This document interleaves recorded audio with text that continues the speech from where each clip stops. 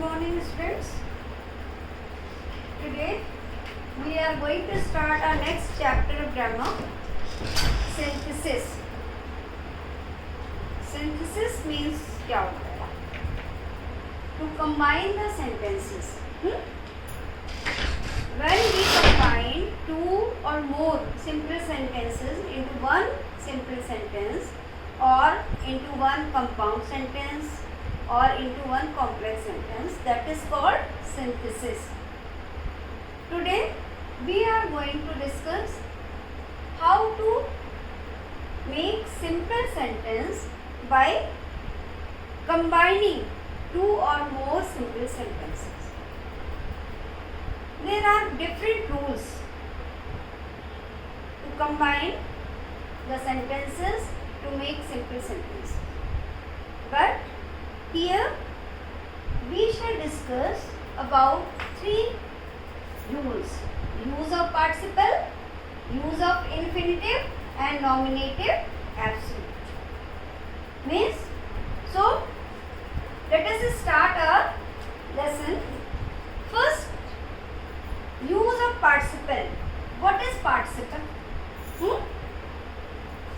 Participles क्या होता है? पार्टिसिपल के द्वारा सेंटेंस को कैसे जोड़ा जाता है और पार्टिसिपल कितने प्रकार का होता है? तो जब किसी वर्ब में आईएनजी जोड़कर हम उसका प्रयोग करते हैं या जब वर्ब के थर्ड फॉर्म को एडजेक्टिव की तरह यूज करते हैं या हैविंग के साथ वर्ब की थर्ड फॉर्म को यूज करते हैं, तो क्या कहलाता है? पार्टिसिपल. पार्टिसिपल तीन तरह के होते हैं. Present participle. पार्टिसिपल कितने होते हैं आपके? तीन. प्रेजेंट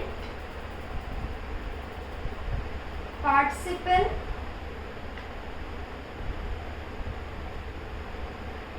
दूसरा पास्ट पार्टिसिपल और तीसरा होता है आपका परफेक्ट.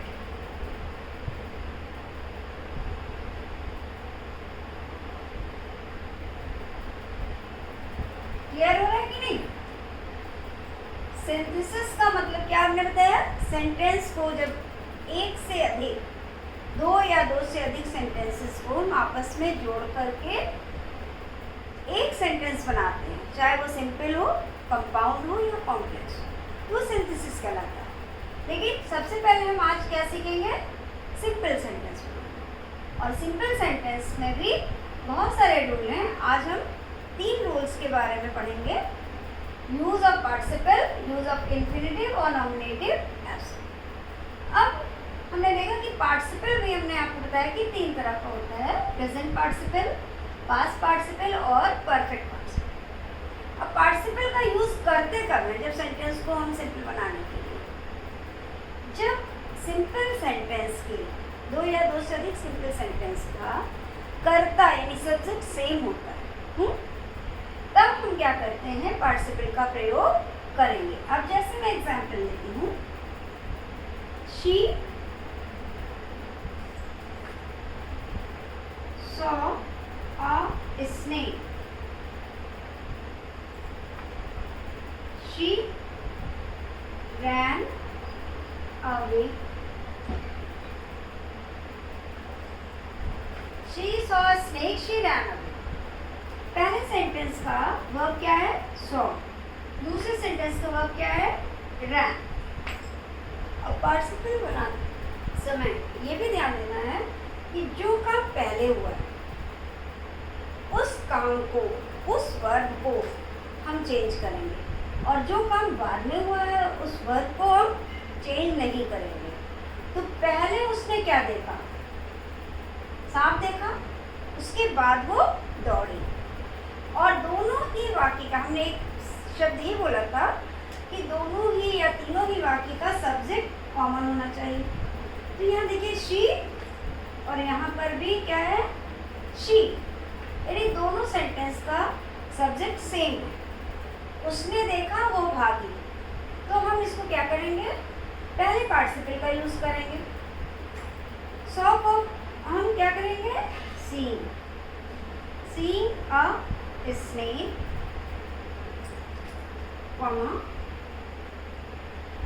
शी रैन अवे, ठीक है। Seeing a snake she ran away, यानी पहले सांप देखा फिर आगे। अब दूसरा एक वाक्य ले सकते हैं, दे completed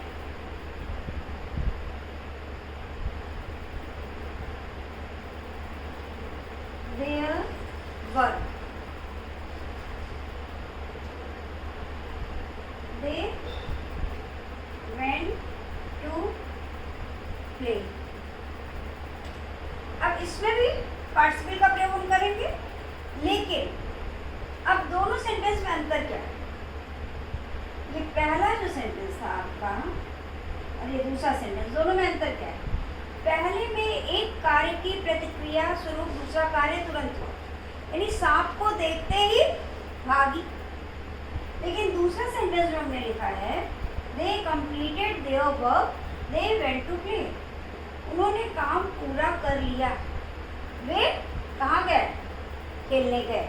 अब सब्जेक्ट इसमें भी देखिए कॉमन है, दे, और इधर भी क्या है, दे, दोनों ही सब्जेक्ट कॉमन है। तो हम क्या करेंगे, अब जब काम पूरा हो चुकने पर दूसरा काम हुआ है तो हम कौन सा पार्टिसिपल लगाएंगे, परफेक्ट।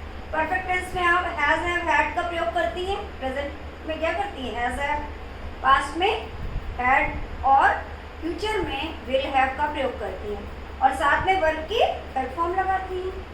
तो अब इसको बनाने के लिए हमें क्या करना पड़ेगा, क्योंकि ये परफेक्ट पार्टिसिपल है, काम पूरा कर चुकने के बाद वे खेलने गए, तो having completed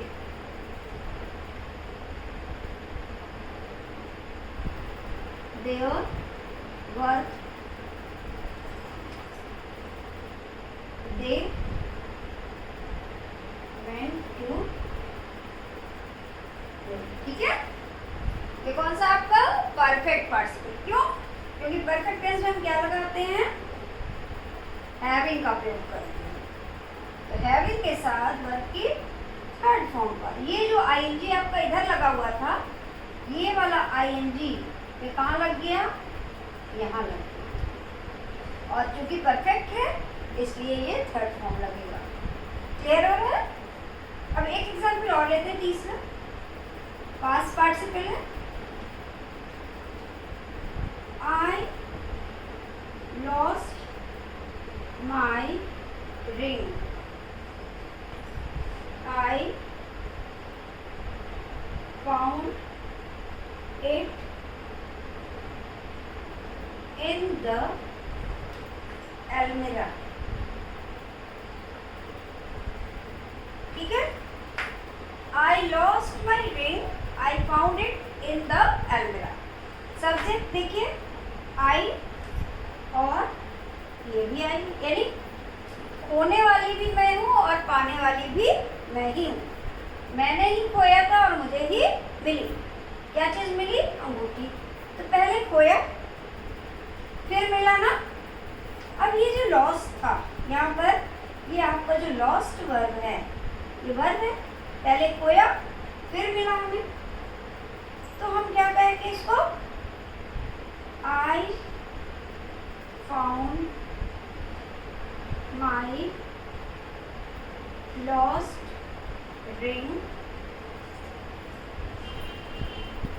in the almirah, ठीक है।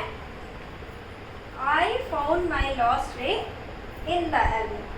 अब इसका कैसे हो गया, ये जो आपका लॉस्ट था, ये लॉस्ट क्या हो गया, आपका पास्ट पार्टिसिपल, क्योंकि लॉस्ट, लूज, लॉस्ट, लॉस्ट, तो लूज इसका सेकेंड फॉर्म और थर्ड फॉर्म होता है, जो कि यहाँ पे ये एडजेक्टिव की तरह काम कर रहा है। अब अगर मैं कहूँ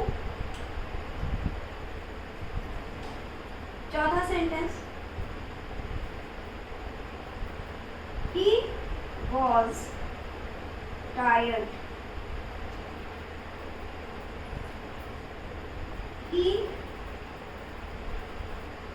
took rest for an hour. He was tired. He took rest for an hour.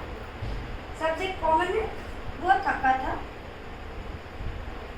उसने 1 घंटे के लिए विश्राम किया। अब पहले थका था, बाद में विश्राम किया, यानी वॉज को हमें चेंज करना है, इस वर्ब को हमें चेंज करना है। यहाँ वर्ब कौन सा है? वॉज। और वॉज को जब चेंज करना है तो वॉज को आईएनजी फॉर्म कैसे लगाएंगे? वॉज कहाँ से आया? वर्ब बी का ही तो फॉर्म है ना। वर्ब बी का अगर हम लें, ये हम इधर साइड में लिख देते हैं, जो ये बी वर्ब है इसका क्या होता है? इज, एम और आर। पास्ट टेंस में क्या हो जाता है?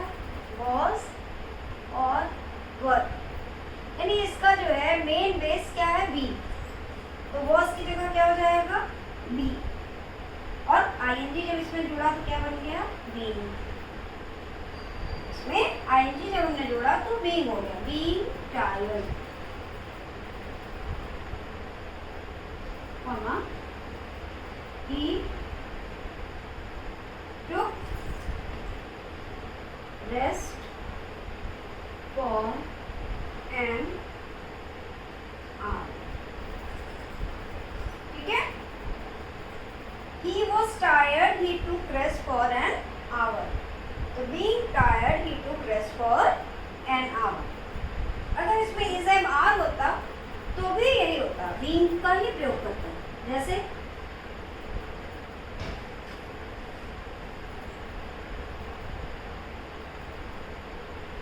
we are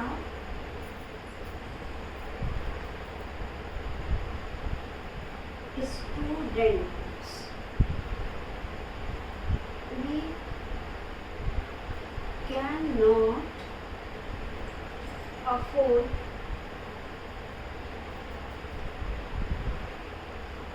expensive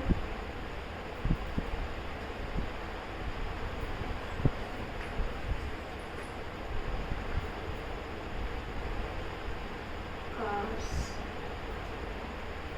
We are students. We cannot afford expensive cars. मतलब हम लोग भी स्टूडेंट हैं, कोई जॉब नहीं कर रहे हैं, हमारी कोई अर्निंग नहीं है, तो we can not afford expensive cars. तो बीइंग स्टूडेंट्स, अब यहाँ पे भी देखिए सब्जेक्ट क्या है आपका? वी और वी कॉमन है सब्जेक्ट, और यहाँ पर क्या है? आर। तो हम क्या करेंगे इसको? Being students we can not afford expensive cars. Being students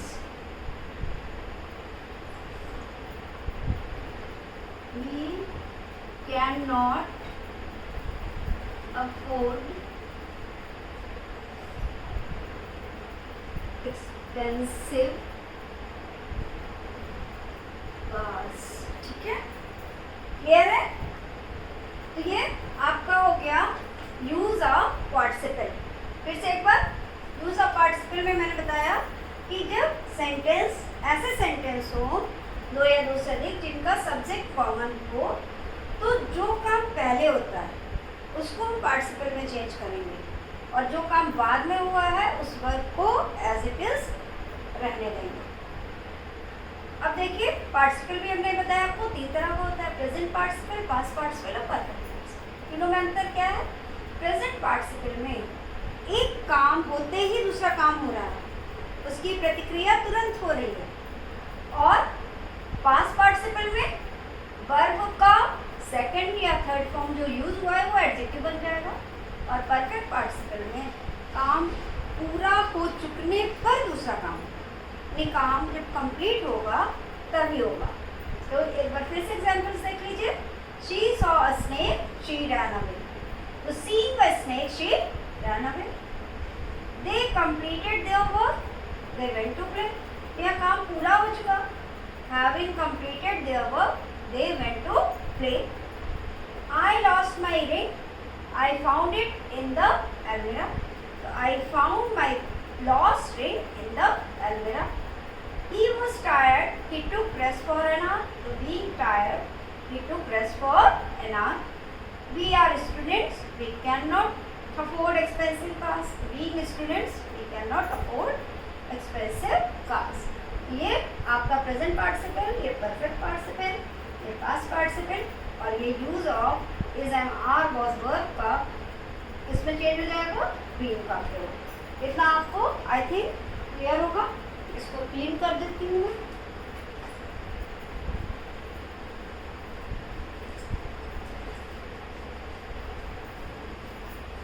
अब आपका आएगा second rule, use of infinitive.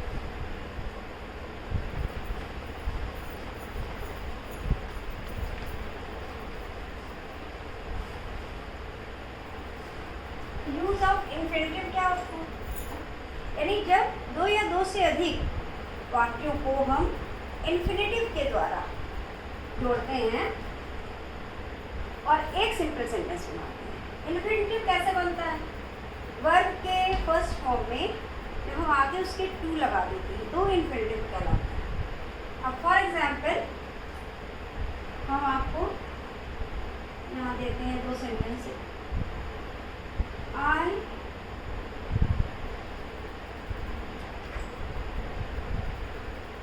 I went to market. I wanted to buy a book. I went to market. मैं मार्केट गई। I wanted to buy a book. अब यहाँ पे went क्या है? वर्ब है और यहाँ वर्ब क्या है? wanted. मैं मार्केट गई, मैं एक पुस्तक खरीदना चाहती थी। तो पहले इसका पर्पस क्या है? पुस्तक खरीदना, मार्केट जाने का पर्पस क्या है? यहाँ पर जो पर्पस होगा, जो उद्देश्य होगा, उसको हम इंफिनिटिव से जोड़ेंगे। तो इसका आंसर क्या हो जाएगा? I went to market. अब इतना हिस्सा जो है, ये आई तो वैसे भी हम नहीं रिपीट कर रहे थे, वांटेड हट गया, इसकी जगह यहाँ से हमने इंफिनिटिव वाला पोर्शन जोड़ दिया। To buy a book. I went to market to buy a book. अब ये टू बाय अ बुक यहाँ पे क्या हो गया? इंफिनिटिव। दूसरा एग्जाम्पल लीजिए।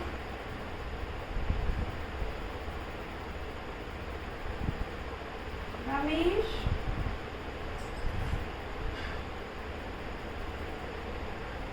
went to station.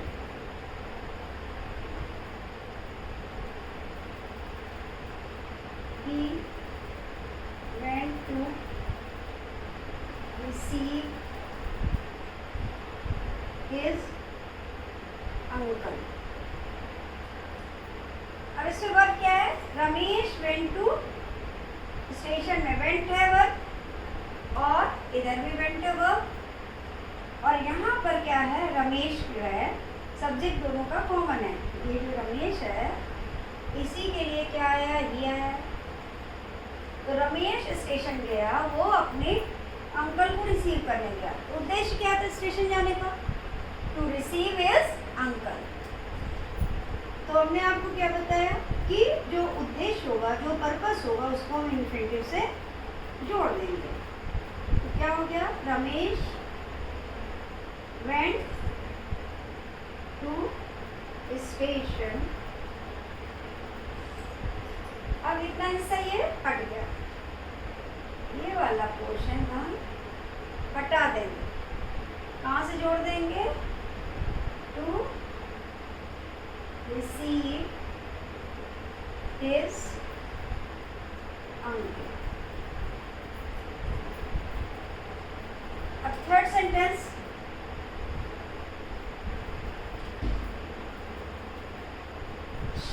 is very strong.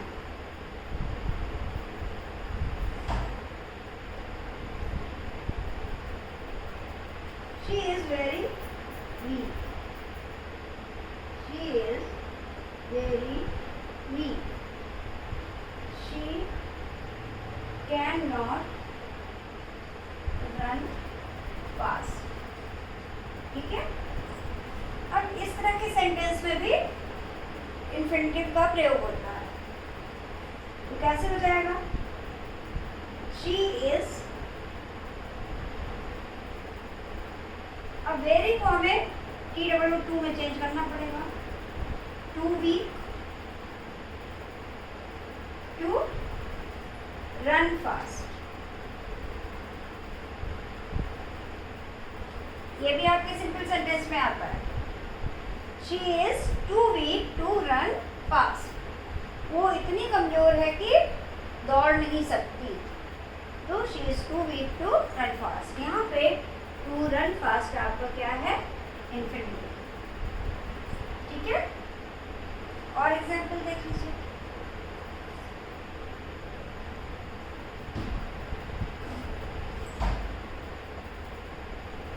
My father is very old. He cannot walk. तो क्या हो जाएगा?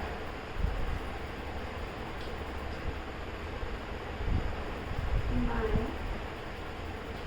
father is too old to walk.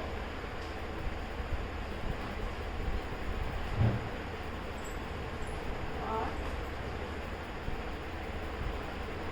पांचवा एक सेंटेंस और ले लीजिए।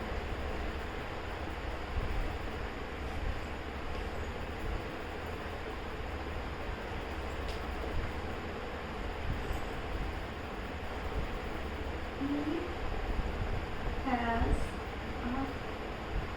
a large family.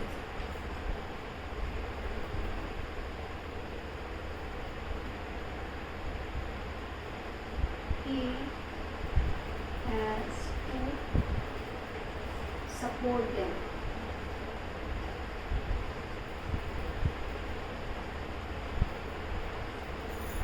He has a large family. He has to support them. उसका एक बड़ा परिवार है, उसे उस परिवार को सपोर्ट करना पड़ता है। तो इसका आंसर क्या हो जाएगा? He has a large family to support. अब दम लगाने की जरूरत नहीं है क्योंकि फैमिली के लिए आया है। He has a large family to support. यानी यूज ऑफ इन्फिनिटिव के द्वारा आप जो कर्ता का उद्देश्य होता है उस उद्देश्य को जोड़ देते हैं। I went to market. I wanted to buy a book. तो उद्देश्य क्या है मार्केट जाने का? बुक खरीदना। I went to market to buy a book. Ramesh went to station. He went to receive his uncle. तो Ramesh went to station to receive his uncle. अब इसमें ये जो दो सेंटेंस हैं ये थोड़े अलग तरह से हैं। तो इसमें क्या है कि इसमें भी टू का प्रयोग करके इन्फिनिटिव का प्रयोग करके हम करते हैं। तो she is very weak, she can not run fast. तो she is too weak to run fast. My father is very old, he can not walk. My father is too old to walk. अब he has a large family, he has to support them. So he has a large family to support them. ये जो third and fourth वाले sentence हैं इनको हम detail में दूसरे transformation वाले चैप्टर में पढ़ेंगे।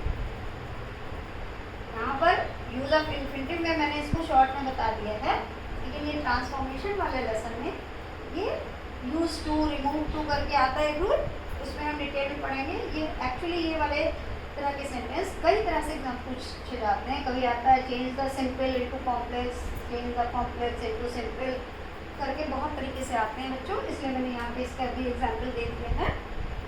चलिए अब हम आते हैं तीसरा वाला। तीसरा रूल क्या है?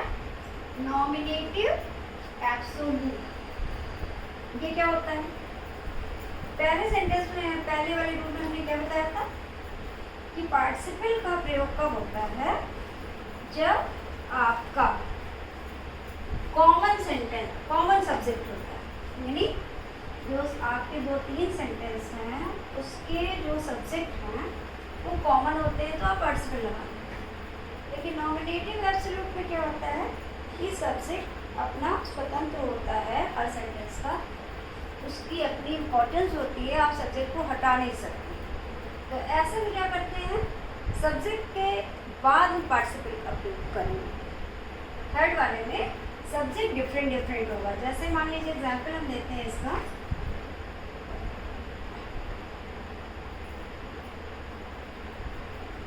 The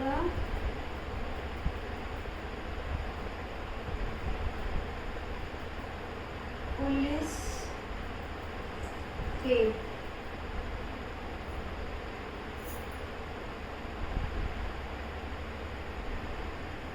the mob dispersed, means police आ गई, मॉब डिस्पर्स हो गई। अब यहाँ पर आप देखिए, पहले में सब्जेक्ट क्या है? The police. दूसरा सब्जेक्ट क्या है? The mob. कॉमन नहीं है, तो जब कॉमन नहीं है तो हम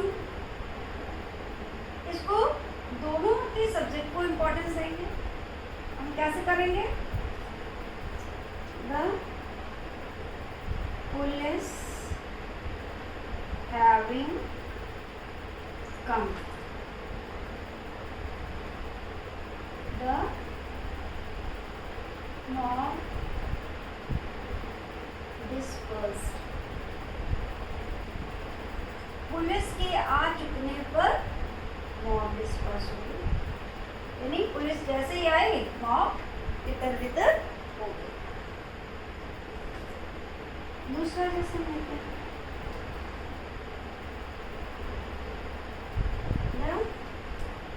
principal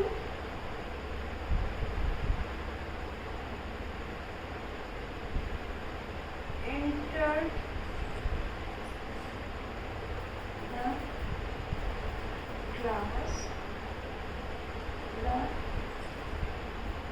the students stood up।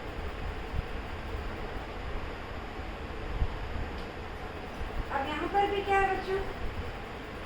पहले सेंटेंस में सब्जेक्ट क्या है? प्रिंसिपल। क्लास में दूसरा कौन? प्रिंसिपल। और खड़ा कौन हुआ? The students. पहले क्या हुआ? एंटर किया, बाद में क्या हुआ? स्टूडेंट्स खड़े। तो हम क्या करेंगे? The principal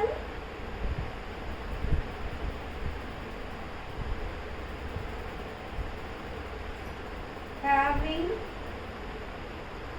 entered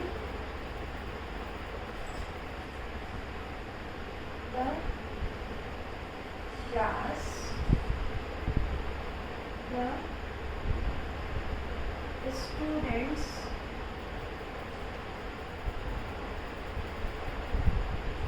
stood up।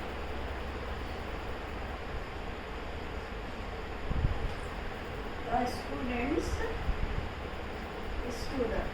Clear है? अब ये भी क्या हो गया आपका? बेहतरीन पार्टिसिपल, परफेक्ट पार्टिसिपल, लेकिन ये कहाँ पर लगा? प्रिंसिपल के बाद। अब इसकी तरह एक सेंटेंस और लीजिए।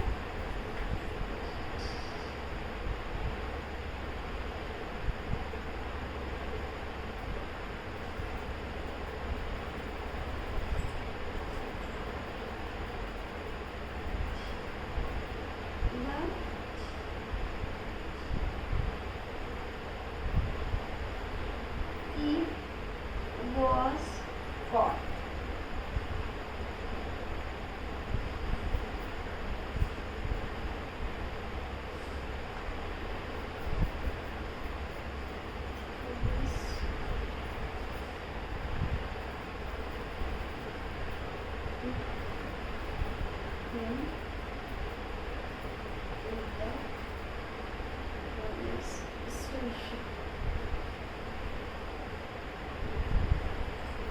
The thief was caught. The police took him to the police station.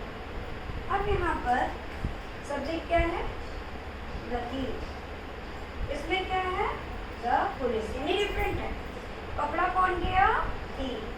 और पुलिस स्टेशन कौन ले गया? पुलिस ले गया. अब हम क्या करेंगे? अब ये एक चीज और नई आ गई इसमें.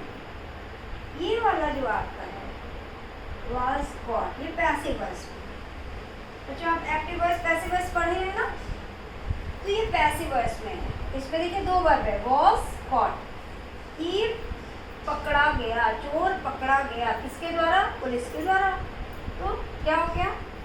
अब जब ये आपका क्या है? पैसिव वॉइस में, तो आप जब इसका पार्टिसिपल भी लगाएंगे तो कैसे लगाएंगे? Passive voice. क्या हो जाएगा? The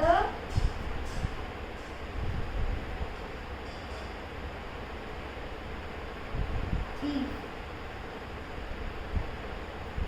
having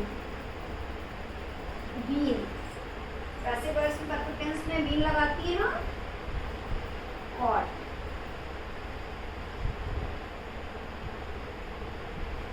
The police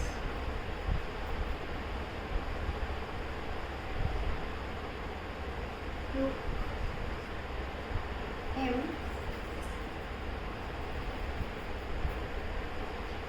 to the police station.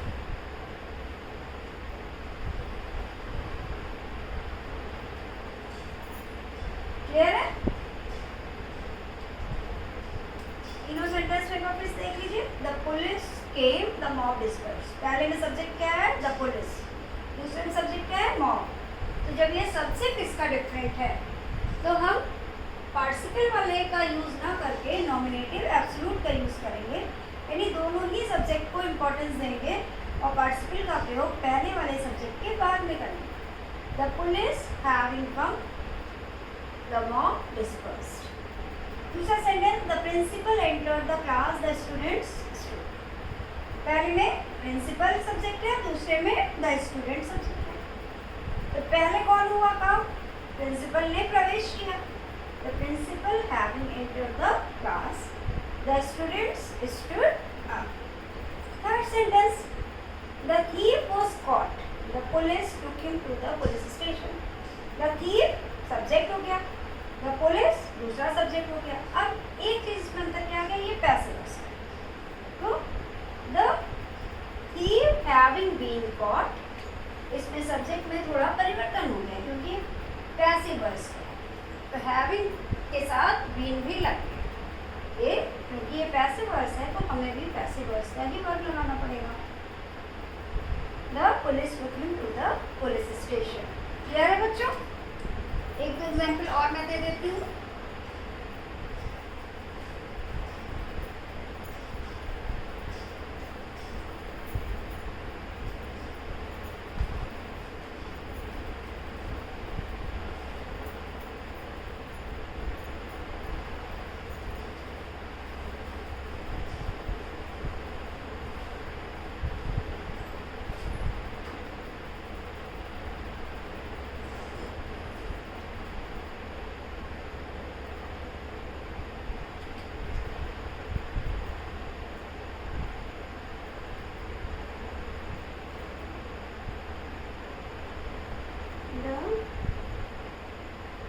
Teacher punished Ram. He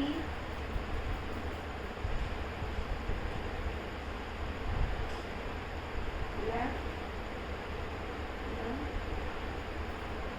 class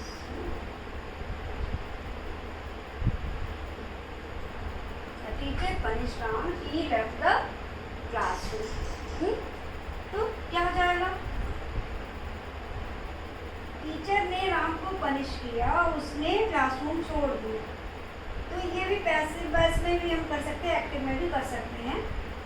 Having been punished by the teacher, Ram left the classroom. इस तरह से भी कर सकते हैं। कैसे हो जाएगा, इसको हम कैसे करेंगे? Having been punished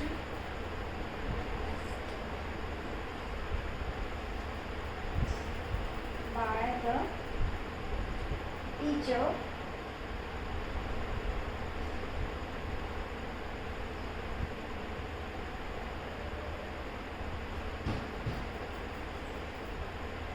Ram left the classroom. ठीक है? अब इसमें भी आप देखिए, पहले में सब्जेक्ट क्या है? द टीचर, और दूसरे में क्या है? ही, यानी राम। अब इसको जब हम चेंज करेंगे तो हम इसको इस तरह से नहीं कर पाएंगे।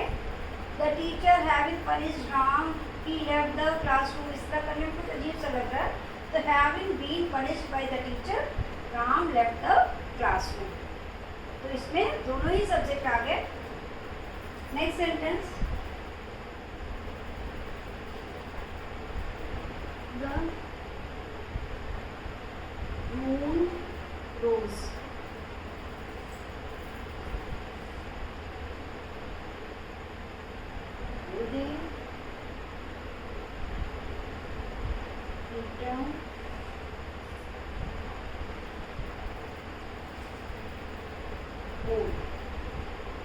The moon rose, they returned home.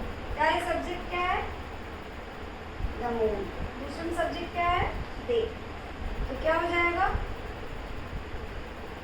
The moon having risen, R-I-S-E-N,